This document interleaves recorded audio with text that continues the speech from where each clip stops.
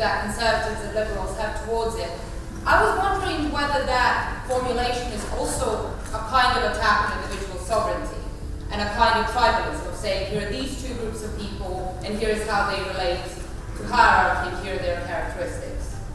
Well, it would be if I was trying to reduce all the individual variability to that. But to note that people vary across a dimension is not necessarily simultaneously to limit all the variability to those dimensions. There's lots of other variability.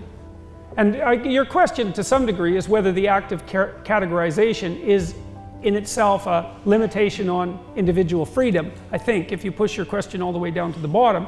And the answer to that is, to some degree, yes, but it's also a precondition for individual freedom. So, is that sufficient? But you sort of do have certain predispositions that you're giving in the same way in which people from political correctness are trying to say this is what it means to be a woman, these are the kind of things that it is expected from a woman to do to defend herself. And it seems to me that you are making a similar claim about this is what conservative people do, and this is how they always relate to hierarchy. Well, I would say that I perhaps am doing that, but I don't see how that's the same as what the postmodernists are doing. I mean, as far as I can tell, the postmodernists aren't saying that the groups, the individuals within those groups, are characterized by any stable characteristics whatsoever, except for the fact of their comparative oppression. So I don't understand the first part of your argument. I mean, part of the reason the postmodern types have been going after me is because I've dared to say that men and women differ in temperament, which, by the way, they do. So, now, you know, that's actually something that might be worth just differentiating quickly, because it's actually technically somewhat challenging, but also very much worth knowing. I was debating someone on a panel this morning on a TV show, The Right Stuff.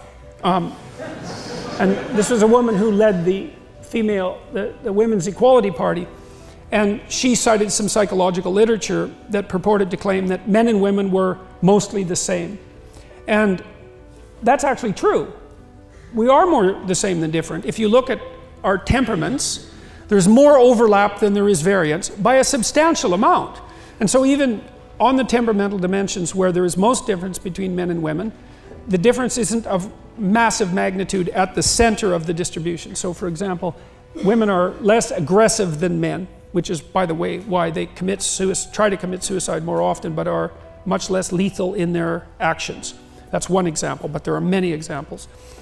If you draw a random woman and a random man out of the population, the probability that the man will be more aggressive is 60%. If you bet on the man, you'd win 60% of the time. That's not a walloping difference. It's not 95% of the time. You know, it's a difference that is substantive, it's significant, it's measurable, but it's not large by the standards by which such things are judged. But that's not the point. The point is that most of the activity takes place at the extremes. So out on the tails of the distribution. So here's an example. About 9 out of 10 people in prison are male. Why? Because to be in prison, you have to be the most aggressive person, let's say in 100. Okay, those differences at the midpoint are large enough so that if you go out to the extremes, 1 in 100 people, you have an overwhelming preponderance of men. And so you can have your cake and eat it too. You can say, well, yeah, broadly speaking, men and women are more the same than different. The overlap is greater than the disjunction. But that's not relevant if what's being selected is often at the extremes, and it often is. So for example, with regards to engineering, there's a fair bit of evidence that people who are more interested in things than in people become engineers. Now, that's not really going to be, what is that, shocking? Are you shocked by that? You shouldn't be shocked by that, right? You can tell that not only by what engineers do, but you can tell that by how they think, and you can tell that just by talking to them, if you know a bunch of engineers. So, and it turns out that the largest temperamental difference that's known between men and women is actually interest in people versus interest in things. And so it has nothing to do with competence, but it has a lot to do with interest. And because you have to be very interested in things to go be an engineer, because that's all you're going to be doing if you're an engineer, then only those people who are extremely interested in things tend to become engineers, and most of them are men. And that's why even in places like Scandinavia, where a tremendous amount of effort has been put into flattening the sociocultural landscape, and successfully, by the way, there's still a preponderance of male engineers, and there's a preponderance of female nurses. And no matter how much sociological gerrymandering goes on, those statistics have remained quite intractable over about a 15-year period. And so there are differences. They're not massive. And then you might ask, well, are those sociocultural or biological?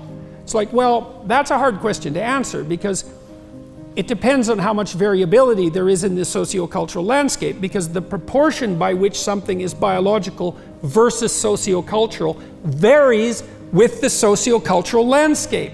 That's a complicated thing to digest, because you think of those things as fixed, but they're not. So, but what we have demonstrated quite clearly, and this is mainstream science despite the fact that people don't like it, this test has already been done. So we developed a personality model that's pretty stable across cultures, purely derived from statistical processes, an atheoretical model if there ever was one, and quite an unattractive model because of that conceptually, but that's beside the point. Then we saw cross-culturally whether there were differences in the fundamental temperaments of men and women, and the answer was yes, cross-culturally, quite robust. Women are higher in the experience of anxiety and emotional pain, and they're more compassionate and agreeable. Those are the big differences, and they're differences of a magnitude that I already pointed out. Then the next question is, well, to what degree is that biological versus sociocultural?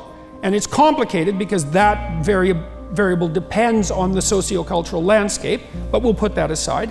You can determine that by stacking up countries from those who have done everything they possibly can to flatten out the sociocultural landscape in relationship to gender, to those who haven't, that are still very stratified by sex.